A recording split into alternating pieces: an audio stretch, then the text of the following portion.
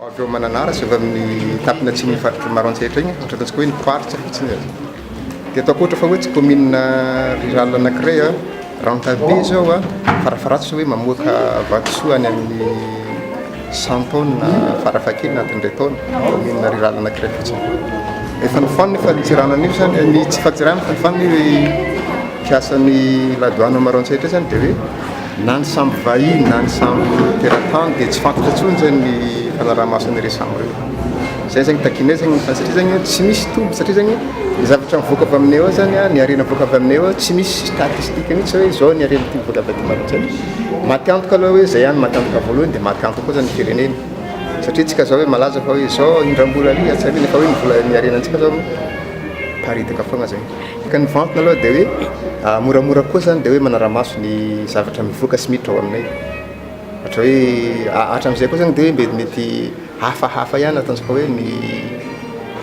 fangalarina rena sarobidy satria ohatra aminay ao any tamin'ny nandritry ny crise jusqu'à amin'izao ny tsy zoviana aminay ao tsiny hoe sambo vahiny tonga ao amin'ny drone Tanzil zany be Tanzil zany satria tsisy mpanara-maso tsony.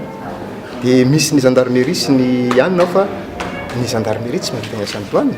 ary mampalahelo fa dia hoe ny drone douane taloha raisin'ny compagnie gendarmerie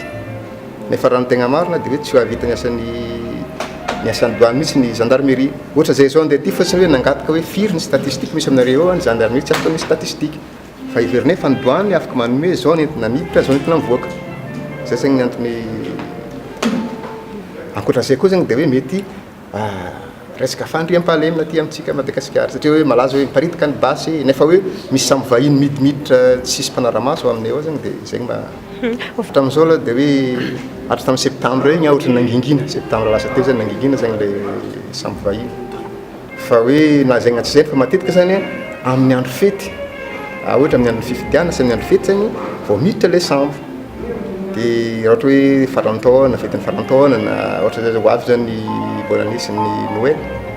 zay zany ny zava-misy iny fantatra foana fa hoe ny olona rehetra tsy azo tenenina zay ny zava-misy fantatra hoe misy malagasy miaraka samy fa tsy azo tenenina ny anarana